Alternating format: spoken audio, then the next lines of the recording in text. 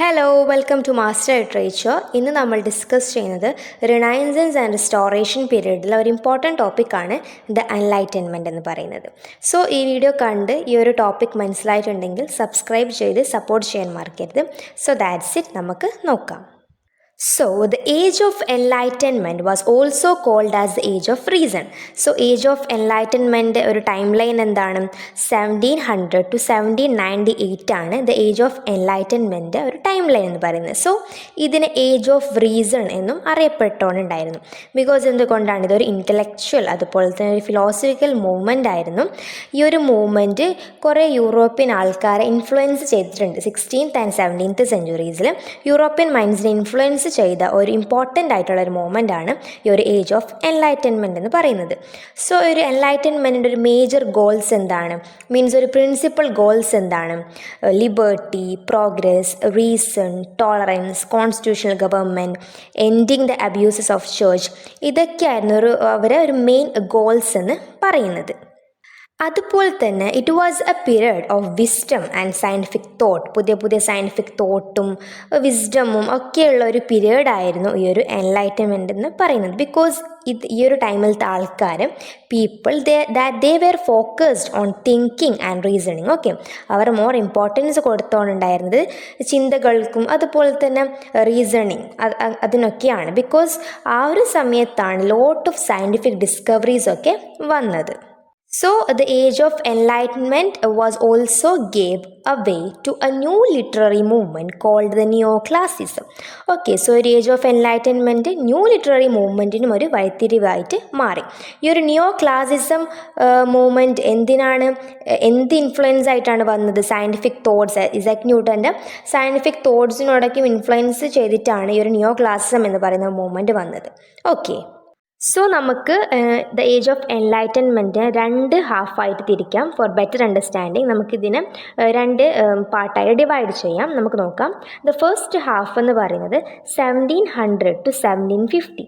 So ഈ ഒരു ഏജിന് ഒഗസ്റ്റ്യൻ age അഥവാ നിയോ ക്ലാസിസം ഏജ് എന്നും അറിയപ്പെടുന്നുണ്ട്. The first half of the enlightenment is also called as the Augustan age or the neoclassicism age or the age of പോപ്പും എന്ന് അറിയപ്പെടുന്നുണ്ട്. Okay, age of Pope. The English writers, okay, ഈ ഒരു ടൈമിലത്തെ English റൈറ്റേഴ്സും എന്തിനാണ് imitate ചെയ്തുകൊണ്ടുണ്ടായിരുന്നത്? Classical Roman റൈറ്റേഴ്സിനായിരുന്നു ഇമിറ്റേറ്റ് ചെയ്തുകൊണ്ടായിരുന്നത്. ഓക്കെ, സോ ഈ ഒരു ഫസ്റ്റ് ഹാഫിലത്തെ ഒരു മേജർ റൈറ്റർ ആരാണ്? Alexander Pope is a major writer of this period. നമ്മളിത് റിസ്റ്റോറേഷൻ ഏജിൻ്റെ വീഡിയോയിൽ നമ്മൾ ഡിസ്കസ് ചെയ്തിട്ടുണ്ടായിരുന്നു. അലക്സാണ്ടർ പോപ്പായിരുന്നു major writer of this period എന്ന് പറയുന്നത്. സോ ആ വീഡിയോ കണ്ടതിന് ശേഷം ഇത് കണ്ടാൽ കുറച്ചുകൂടി നിങ്ങൾക്ക് മനസ്സിലാവും. Okay, so then the second half of the enlightenment start ചെയ്യുന്നത് 1750 to 1798. സോ ഇതിനെങ്ങനെയായിരുന്നു അറിയപ്പെട്ടുകൊണ്ടുണ്ടായിരുന്നത്? It is often known as the age of transition എന്നാണ് അറിയപ്പെട്ടുകൊണ്ടുണ്ടായിരുന്നത്. Or the age of pre romantic age. Romantic age വരുന്നതിന് മുമ്പുള്ള ഏജിനാണ് പ്രീ റൊമാൻറ്റിക് ഏജ്, അങ്ങനെയും അറിയപ്പെട്ടുകൊണ്ടുണ്ടായിരുന്നു. And അതുപോലെ തന്നെ ഈ ഒരു ടൈം, ഈ ഒരു സെക്കൻഡ് ഹാഫ്, ഈ ഒരു ടൈം എന്തിനോട് നല്ലോണം ഇൻഫ്ലുവൻസ് ആയിട്ടുണ്ടായിരുന്നു? ഫ്രഞ്ച് റവല്യൂഷന് ഇൻഫ്ലുവൻസ് ചെയ്യുന്നുണ്ടായിരുന്നു. ഓക്കെ, ഫ്രഞ്ച് റവല്യൂഷൻ അതുപോലെ തന്നെ ഇൻഡസ്ട്രിയൽ റവല്യൂഷൻ അതിനൊക്കെ ഇൻഫ്ലുവൻസ് ചെയ്യുന്നുണ്ടായിരുന്നു ഈ ഒരു second half of the enlightenment എന്ന് പറയുന്നത്. സോ ഹിസ്റ്റോറിക്കൽ ബാക്ക്ഗ്രൗണ്ട്സ് ഓഫ് എൻലൈറ്റൻമെൻറ്റിൽ ഫസ്റ്റ് പറയാനുള്ള ഒരു പൊളിറ്റിക്കൽ പാർട്ടീസാണ് അല്ലേ? Rise of two political parties വന്നു. That we have already discussed, that is Whig and Tory. So എല്ലാവരുടെയും ഒരു ഡെയിലി കോൺവേഴ്സേഷനായിട്ട് മാറി ഒരു വിഗ് ആൻഡ് ടോറി പാർട്ടീനെ കുറിച്ചിട്ട്. ഈ ഒരു വിഗ് പാർട്ടി എന്തിനു വേണ്ടിയിട്ടായിരുന്നു ഫൈറ്റ് ചെയ്തിട്ടുണ്ടായിരുന്നത്? ഒരാൾക്കാരുടെ പീപ്പിൾസിൻ്റെ പേഴ്സണൽ ആയിട്ടുള്ള ഫ്രീഡത്തിന് വേണ്ടിയിട്ടായിരുന്നു ഈ ഒരു വിഗ് പാർട്ടി ഫോട്ട് ചെയ്യുന്നുണ്ടായിരുന്നത് ഇംഗ്ലണ്ടിൽ. അതുപോലെ തന്നെ ടോറി എന്തിനായിരുന്നു ബിലീവ് ചെയ്യുന്നുണ്ടായിരുന്നു? Tory party they are believed in the divine right of the king. കിങ്ങിൻ്റെ പവറിനോടും കിങ്ങിൻ്റെ റൈറ്റ്സിനോടുമാണ് ഇവർ ബിലീവ് ചെയ്തുകൊണ്ടായിരുന്നത്. So first is rise of two political parties. So second നമുക്ക് നോക്കാം political acts. Okay, so in 1707 അവിടെ ഒരു ആക്ട് ഓഫ് യൂണിയൻ ഉണ്ടായിരുന്നു. അതിൽ സ്കോട്ട്ലാൻഡ് ഇംഗ്ലണ്ടുമായിട്ട് മെർജ് ചെയ്യുന്നുണ്ട്. എന്തിനു വേണ്ടിയിട്ടാണ്? ഗ്രേറ്റ് ബ്രിട്ടൻ ഫോം ചെയ്യാൻ വേണ്ടിയിട്ടാണ്. ഓക്കെ, അതുപോലെ തന്നെ ഇൻ 1737 അവിടെ there was a licensing act which try to control and censor theatre. ഇതൊക്കെ അവിടെ ഉണ്ടായ മേജർ പൊളിറ്റിക്കൽ പാർട്ടീസിനാണ് പറയുന്നത്. One is act of union and second one is licensing act which try to control and censor the theatre. Okay. Then in 1798 ഈ ഒരു Ireland was also become a part of Great Britain. So ഇതായിരുന്നു major ആയിട്ടുള്ള political acts എന്ന് പറയുന്നത്. നമുക്കിനി ആ ഒരു പീരീഡിലത്തെ സയൻറ്റിഫിക് റെവല്യൂഷൻ നോക്കാം. ഓൾദോ ഈ ഒരു സയൻറ്റിഫിക് റെവല്യൂഷൻ എലിസബത്തൻ ഏജിലാണ് വന്നതെങ്കിലും ഈ ഒരു ഫ്രാൻസിസ് ബേക്കോൺ അതൊക്കെ ഒരു സെൻട്രൽ സ്റ്റേജ് ആയിട്ട് വന്നത് ഈ ഒരു എൻലൈറ്റൻമെൻറ്റ് ഏജിലാണ്. സോ ഒരു കീ ഫിഗേഴ്സ് ഈ ഒരു സയൻറ്റിഫിക് റെവല്യൂഷനിലത്തെ ഒരു കീ ഫിഗേഴ്സ് ആരൊക്കെയാണ്? One is Isaac Newton, Galileo, Kepler, Copernicus, John Locke etcetera. Okay. So then is the change in the religious view. So Copernicus എന്ത് തിയറി കൊണ്ടുവന്നു? Copernicus revealed that sun is the center of universe. So people എന്ത് ചെയ്യാൻ തുടങ്ങി? So people challenged the authority and views of the church. And also people also stopped believing. People എന്താവാൻ തുടങ്ങി? Super natural പവേഴ്സിനോടൊന്നും believe ചെയ്യാത്ത തുടങ്ങി. They have stopped believing in super natural powers because of the laws of nature that was provided by newton.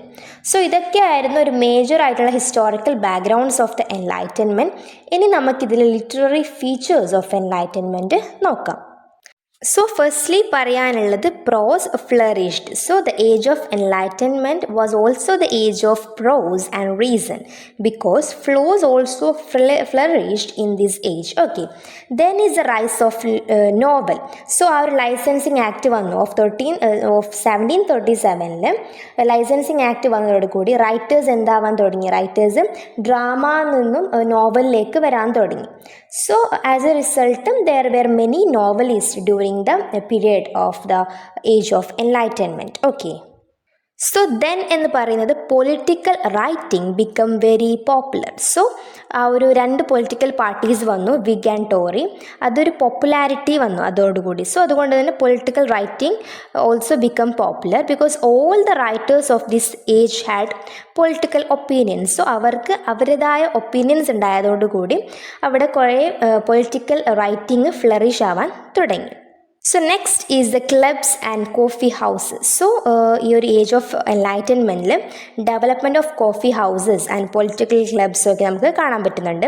Because അതൊരു important ആയിട്ടുള്ളൊരു പാർട്ടായിട്ട് മാറി. ആ ഒരു social ലൈഫിൽ ഈ ഒരു കോഫി ഹൗസസ് ആൻഡ് ക്ലബ്സ് ഒക്കെ ഇമ്പോർട്ടൻറ്റ് പാർട്ടായിട്ട് മാറി.